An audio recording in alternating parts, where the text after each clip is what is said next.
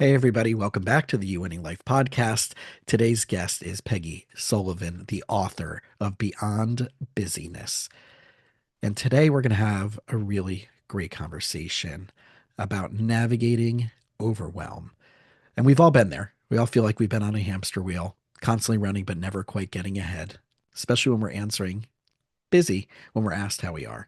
And we're always mistaking busyness for being successful or having something meaningful in our life.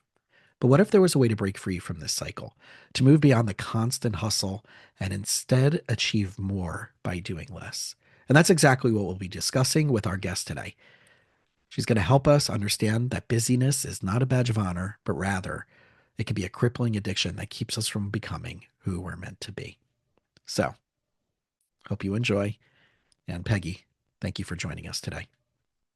I am so happy to be with you today. Thank you, Jason. All right. Thanks for joining us again. And this is such an incredible topic because like you share and you've talked about is, you know, so many people just give the answer when asked, "How are you?" And right, the word that they constantly use is the word that you're basing your book on. I'm busy, right? And I'm so busy. My son said it to me yesterday. I'm like, how come you haven't called me, Brandon? I'm so busy. makes so much sense. And my going joke is, I like hanging out in Boulder, Colorado. I have some really close friends there, and I joke there. The rest of the world talks about what are you doing and what's going on in your world, like being busy. And in Boulder, I joke they like to say, when you ask them, so what's going on in your world, or when they're like, oh well, they'll ask you, what are you working on? In other words, what's this internal thing that you're doing to improve yourself? So I'm hoping part of our conversations allows people to have that shift on being busy to really feeling more secure with themselves and I know that's the intention of your book. So right off the bat, like I kind of just want to start with this idea, I'm a therapist and we're in a world just in general with this instant gratification, on demand, streaming. And you describe busyness as an addiction. So I'm curious if you can elaborate on that about what makes it an addiction rather than simply just a bad habit. Sure, I'd love to talk about that. And I do believe that busyness is absolutely an addiction. The American Psychiatric Association describes addiction as being something that takes you away from normal behavior. You're compulsive about it. Yesterday, I was talking with somebody who told me that they emptied their trash so they could cross something off their to-do list. And too many times we just want to cross things off of the to-do list, but they're not meaningful, they're not intentional, they don't align with our values. And the thing about busyness is we get a hit of adrenaline when we get something done. It's neurological, so it makes us feel good. So we continue this habit because it is neurological. And yes, it is habitual, but in my opinion, I am a busyness addict. My name is Peggy Sullivan, and I am a busyness addict in recovery. And I have to work at it every day because the honest reality is I keep on falling back into old habits. But when I catch myself, when I do the things that keep me much more intentional, the amount of joy that I have in my life, the way that I achieve my goals, the way that I show up for my teams, for the people that I work with, for the universe, it's just so much more rewarding and really much more productive. And so busyness doesn't equal success, and busyness doesn't mean you're productive. Not at all. Yeah. So when you're talking about the word rewarding, right, I feel that that leads us into a big part of what you talk about, and we can circle back to this, as needed.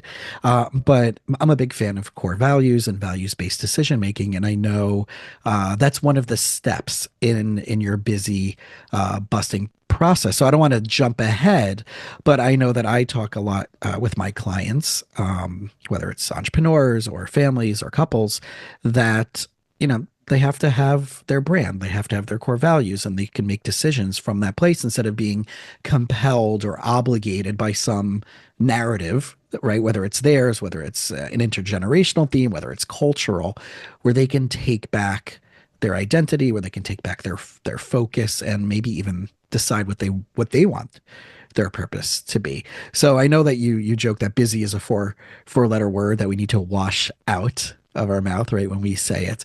And a lot of people wear this busyness as a badge of honor, right? Last night was the Super Bowl, and I'm wondering, and maybe if this was part of any of the studies or relative to any of the studies and interviews you did, where how many people probably watched the Super Bowl and had that on their calendar and had to schedule their weekend around that because of something that is a cultural phenomena, even if they don't even care about doing that thing. So I'm wondering if anything has come up in your research or conversations about that type Yeah, of situation. absolutely. And let's just break the rules and skip to number three. Okay. I have a three-step busy busting process, and step three is what I call values vibing.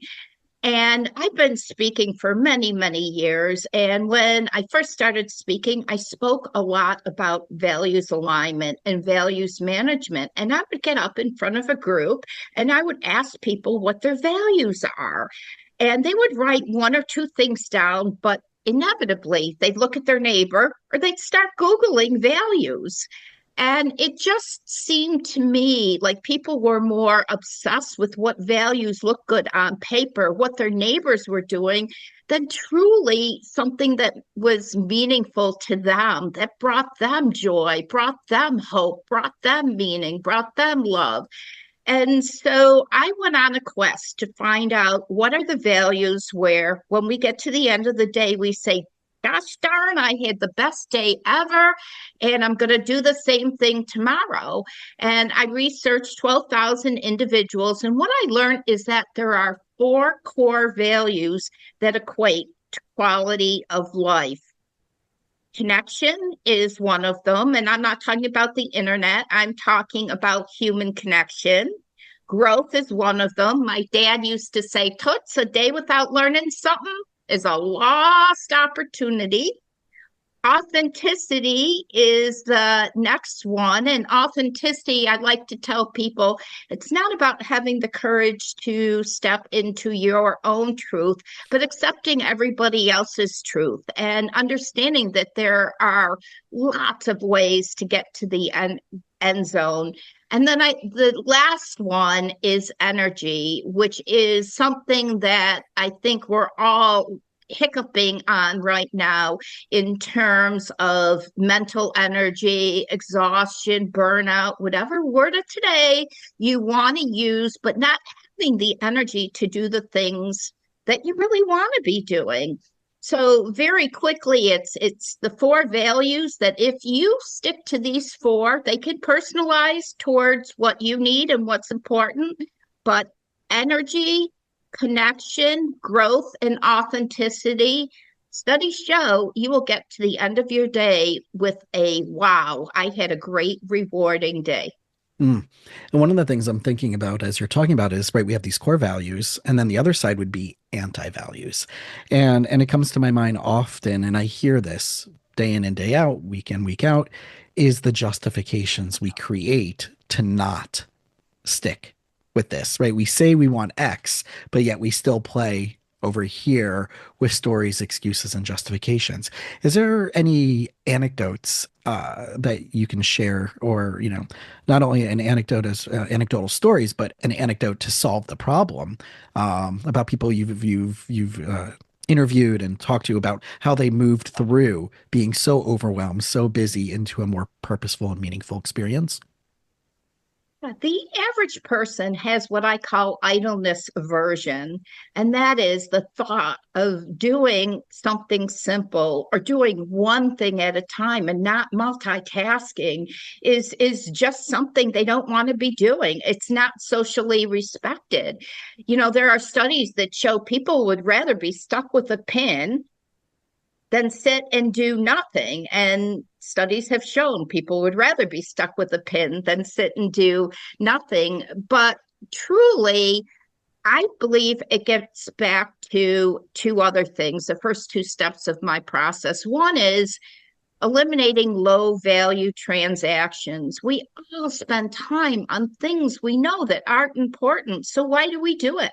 We only have 24 hours in the day. We got to get rid of them. And then the other thing is how we view happiness. I wrote my first book about happiness, and it was called Happiness is Your Responsibility. And I wrote that book because I watched my mother die, and she was very ill for 3 years, very, very ill, a lot of pain, a lot of sadness. And the last week of her life, she was happy and she had a big smile and she was eating hot fudge sundaes for lunch. And she was back then listening to the boom box and doing the finger dance. And there was such a profound change in her. I asked her, I said, Mom, what's going on? She says, I get the secret. I said, what's that? She says, happiness is your responsibility. We wait for these big things that we have no control over. Happiness is a destination, a thing. I will be happy when I get a promotion, when I get a new house, when I get married, when I have a baby. But you know what? Happiness is these tiny little micro moments we get to make for ourselves every day, no matter where in the world. I eat a couple of pieces of dark chocolate at 11 a.m. And yes, cocoa lights me up. When I have cocoa, I get this endorphin rush and it makes me feel good. But for 2 or 3 minutes, I close my eyes, I on the candy. And when I wake up, it's like I pushed a reset button and we forget about these micro moments. I call it mojo making, these little things that we can control. Walking outside, feeling that sun on your face. You know, I get up in the morning. First thing I do is I brush my cat because it brings him so much joy and he starts purring. And it just makes me feel good that I can let him feel good. And there are lots of little micro moments that we have if we take a moment to enjoy them. Well, it sounds like a mindfulness practice, right? One of the things that I do when I first wake up is directly from my phone is hit play, and I have some surround sound speakers throughout my place, and music is already playing by the time I fully get out of bed, and I set that rhythm every day just to get that energy and that vibe flowing. And it's usually more upbeat music, and it can range from reggae to whatever it might be, something that you're is going to bring some smile to your face in some type of way. Because I realized, or I would love to do a study on this one, is what's the impact on reggae music and depression, because I think it's impossible to be depressed while listening to reggae music. And I don't know if there's a study out there on that, but since you interviewed so many people, I would love to we could put that one into place somewhere in the universe. But I know that's like, there's when we create these rhythms and rituals, and you, like you said, mojo making. I like using a similar idea of that it's compounding interest, that we think we're going to have this exponential result the first time we do it. But when you do this every day for a week, a month, 6 months, whatever it may be, and that it adds that value to your life and it's intentional, which is, I think, what I want people to hear you're saying. I take that piece of chocolate, but I'm also really being mindful in that moment, knowing that there's going to be some neurotransmitters that are going to be connecting and refiring, and it's going to bring you that peace and that joy at the same It's time. totally a mindful process. I literally take the 3 pieces of chocolate, put them in front of me, unwrap them one at a time. I smell them, and that is heaven on earth. It smells so good. Then I close my eyes and I pop one in my mouth at a time until it's gone. And then I pop another one in. And it's just literally 3 minutes of heaven on earth. It just tastes so good. It feels so good. It's such a small thing to do, but Hmm. I'm more creative. I'm more focused. I'm in a better mood. I mean, why wouldn't we do these things if this is the effect? And that is the effect, the neuroscience of happiness. Yeah, and for people out here who are listening to this, you have an opportunity to explore what that might be for you, right? It's like yours, like Peggy's saying, it's chocolate for me. It's music in the morning. Not that I'm opposed to good chocolate. I'll happily take any good chocolate that you would share with me, but I don't want to eat your three pieces. I'll have your fourth. But I think we have an opportunity now to, with everything is available to us. And here's the cool thing, right? If you're not sure, buy it on Amazon, even though, we may or may not want to support it, but we can bring it back in 30, send it back in 30 days if you don't like it, right? So, have you heard, anything that you would say were some unexpected things that people were enjoying and they were finding kind of as a grounding or a refocusing experience in their life over some of your research? Yeah, I mean, I get back to my corporate days, and I worked at United Healthcare, and managed thousands of people in the customer service industry, and they have a hard job. And in healthcare, it's especially hard. So when I was brought in to improve their service metrics, everybody kept on saying, including my management, you should look at a process, a system, something like that, some type of technology. And I said, no, I'm going to focus on the people. And we're going to introduce what I call happiness rituals. And we're going to see what happens if we spend 8 minutes every day on happiness rituals, one in the morning and one in the afternoon. There's no surprise. Metrics went up 33% in 6 weeks. 33%. So if you're looking to engage your employees, if you're looking to get more productive, if you're looking to create a place that people want to work, check it out. It really doesn't cost anything. And after a couple of weeks, you will notice measurable difference. So how would you suggest someone who wants to try this and they're by themselves, maybe they don't have anybody else at home, how do they get that support of saying, listen, I want to make this part of my life. I want to add by subtract, right? I want to subtract busyness and add more meaningful and intentional things. What are some of the ways, to really make this stick? Because we know this is a lifelong process. You talk about that. We know any habit is a lifelong practice. But what are some of the other resources or tools someone should be considering when implementing Yeah. this and trying to add this to their life? I'm a big believer in time blocking. And at the end of a year, I will time block out my workouts, my thinking time, my here's when I deal with the unexpected time for the rest of the year, for 1 year. So when all that stuff happens, because I want to work out, I am dedicated to it. And if I save it for last minute, it's not my schedule. It's not going to get there. So I just block it out and I just do it. And I've got blocked out time, sacred time, where, people come to me saying, well, can't I squeeze in that hour? I'm like, no, that's my hour to deal with the unexpected. It happens every single day. I know I need the time. And so you need to plan for the unexpected. You need to be very, very planful. The average individual, 89% of the workforce overschedules themselves so they don't have time to actually do their work. I mean, that's insanity. We think it's the meetings that we need to go to, we need to be seen, we need to be on a conference call, a Zoom, something like that. And so we spend all days doing that, and then we don't have time to get the really important stuff done. So I say schedule the really important stuff and start to say no. I have this practice where I don't take a meeting unless I get value or I give value. It's just that simple. I'm either going to add value to the people on the call or I'm going to get value from the people on the call. And if I'm just there for a need to know or need to be seen, send it to me in writing.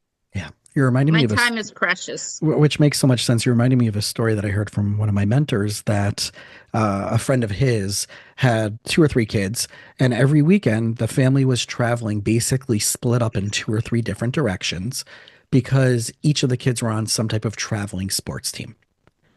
And, late elementary school, middle school, whatever it may be.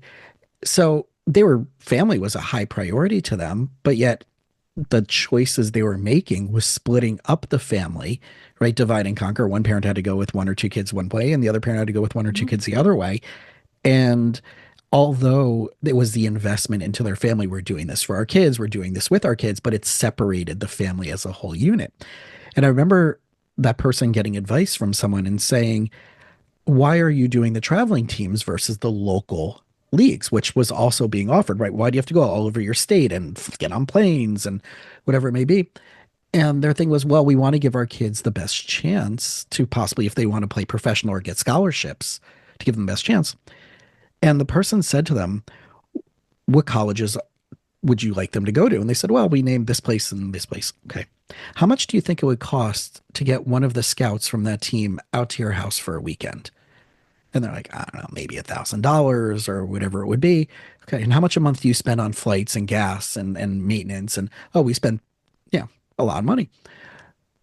Well, do you think you can invite out these coaches, these people who are assessing players at that age already to see if your kid will have the skills to keep capitalizing on that and see if it's worth all this thing? And it was such a frustrating thing for that family to hear because, like, we wouldn't want to reduce the possibilities, but also they have no clue whether the kid really has the skills or not. And they're right. So there's so many ways that we create our limitations of what we think we want and what we need to do versus, nah, my kid really doesn't have that talent to play college ball or college whatever and get the scholarship. And if they do, here's what you need to do in order to get there, but it may not be more complexity in your life.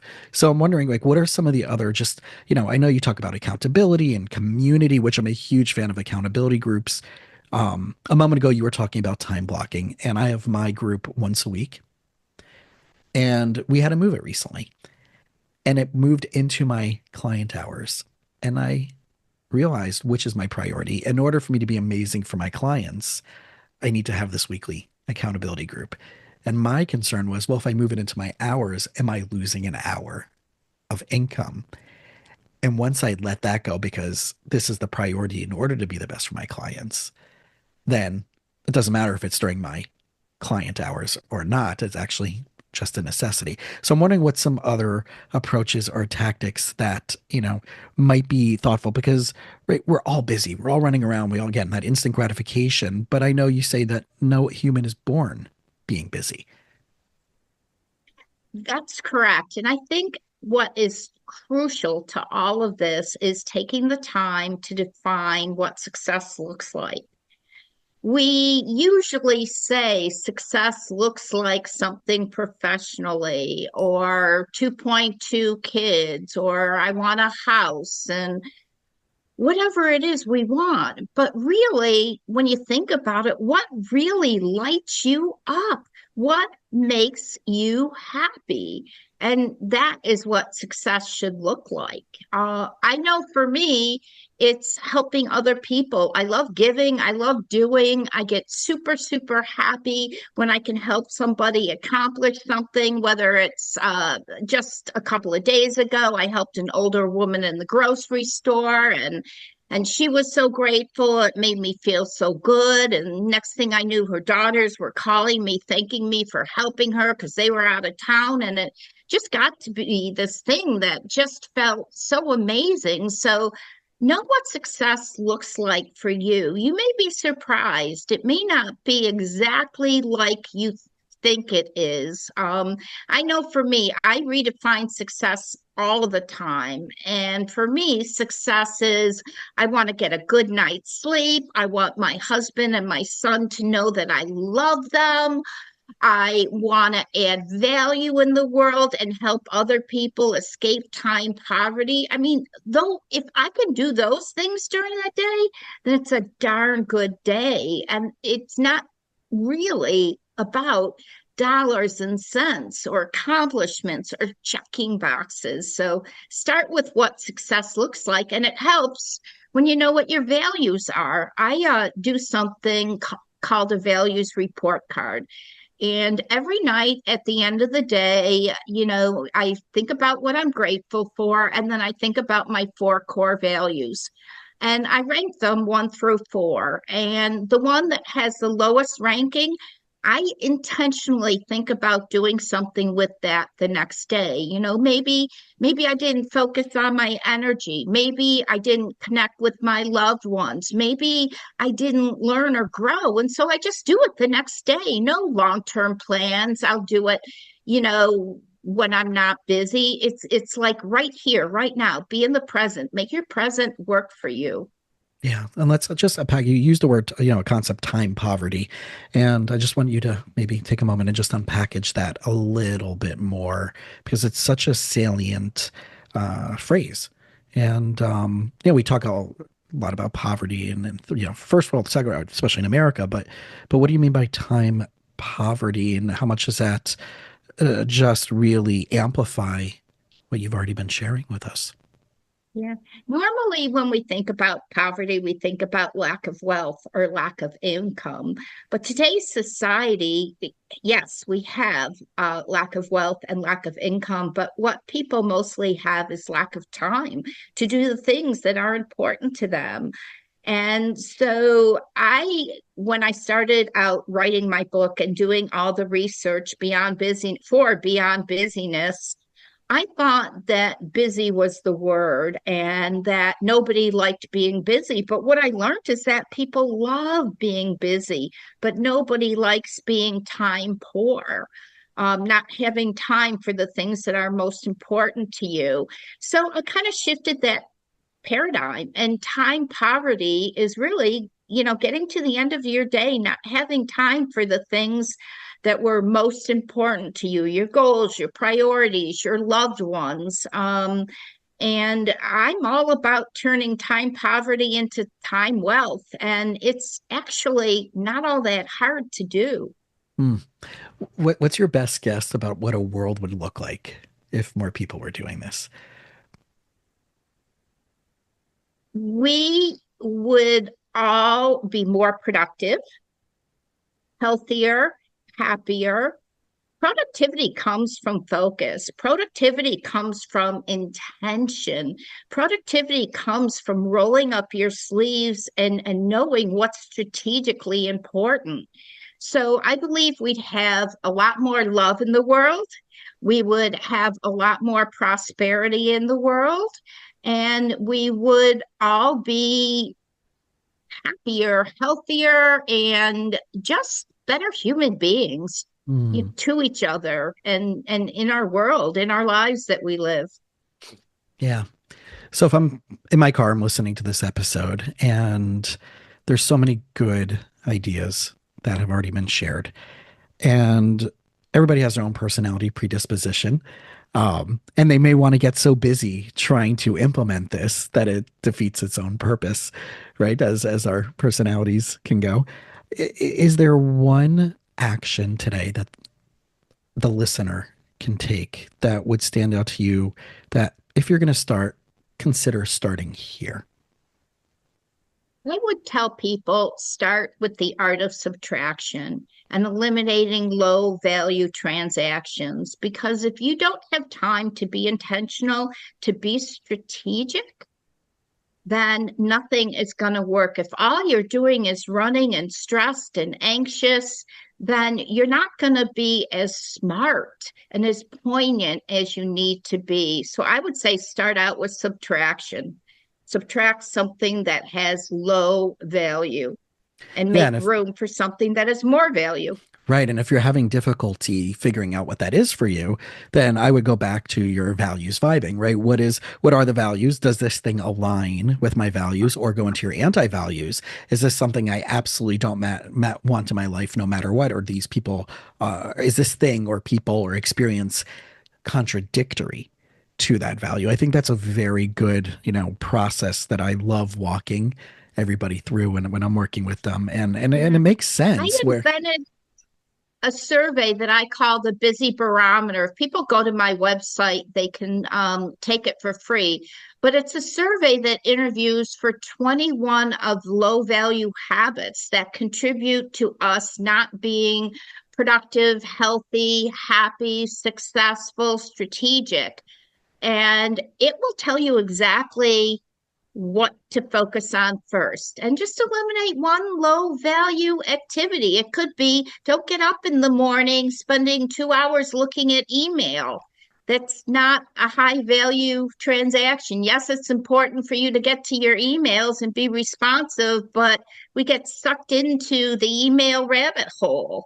Yeah. Or stop multitasking. Guess what? When you multitask, it takes 3 times as long. And oh, by the way, your work is going to be filled with mistakes. Mm. We just need to sort of stop these habits. And I always tell people say, oh, changing a habit is hard. And I say, put your feet on the ground and cross a leg, and they'll cross their right leg over your left. And then I'll say, okay, now try the other leg. And they'll be like, ah, this is uncomfortable. Now force yourself to do it 3 times. Just do it. Just do it. Just do it. And then they'll be it's more comfortable. And I know for me, I used to look at email first thing every morning, and it was the email rabbit hole. So I got this big post-it note, put it right on my screen that I saw every day that said no email before 10:30, none. And I would look at it and I'd want to rip the thing off and look at email, but I didn't. And after about a week and a half, I stopped doing it because I realized I got more done in the day than when I got sucked into the email rabbit hole. I love it. I love it. And I would go as so far as saying to people like set an autoresponder to people, right? If they're sending you an email, I don't respond until such and such time, and I will not respond to you after such and such time until 10:30, after 10:30 the next day, which is again going back to that accountability and community, but also setting a really, really good boundary. But I really like the idea, like, the cool thing is, right, about implying this is that there's just good, fun ways of thinking about this, right? Mojo making and values vibing. So I know, when we're trying to come up with a cool concept, it's always good to have a fun name to remember it. But I really do resonate with this because, right, mojo is like, where's your energy? Where's your focus? What's giving you that joy and that pleasure? And I haven't looked at, and I like the way you're talking, because I always talk about core values, but I've never heard it be described as values vibing, which is such a, right, such a cool way. So first of all, thank you for making it even more fun in that regards. So I just want to go back and just, one more thing, and just talk about focusing on the values and not the goals, because I, I realize this, and I don't know where I learned this from, or it's something that I just, maybe it's from that concept of like the 10x rule, that what you describe as that whatever you think you're doing, just make it, what would be the 10x version of that? But a lot of times I see people describing goals as what would really just be an action step, right? So this is my goal. Okay. But what would it be like if you actually achieve that? Because they're only reverse engineering from that thing. But what if you achieve that? What would then that help you to do? And I've never had someone look at it like you did, from that focus on the values, not just the goals. So would you say that perspective is, when someone is looking about what they want to accomplish and put on their calendar, what are some of the questions that you can additionally ask in addition to purpose and meaningfulness? Is another question one could ask, like I'm asking, what will then that help you achieve that's back in alignment with that? Or what are some other ways that you would present that to somebody? Yeah. I like to think about it in terms of me and in terms of we. And in terms of me, I like to think about what brings me joy, what makes me feel good, what makes me feel productive. And then in terms of we, I like to think about what can I do to make the world a better place? What can we all do to make life easier for our neighbors, for our friends, for our family? And so that is, definitely something that I think is really, really important for all of us to look at. Love it. Love it. All right. So as we wrap up, let's just share some places, right? You have the books that you've written. So let's just, we have Beyond Busyness, which is the book we're talking about today, and the other one that you were talking about, again, the title one more time. Happiness is your responsibility. There You we can go. go to Amazon and get them, or go to my website, peggysullivanspeaker.com. But most importantly, I love meeting new people. Anybody that wants to reach out to me on LinkedIn, I love community, and I love helping people, and I love connection. So reach out to me. I'd love to hear from you.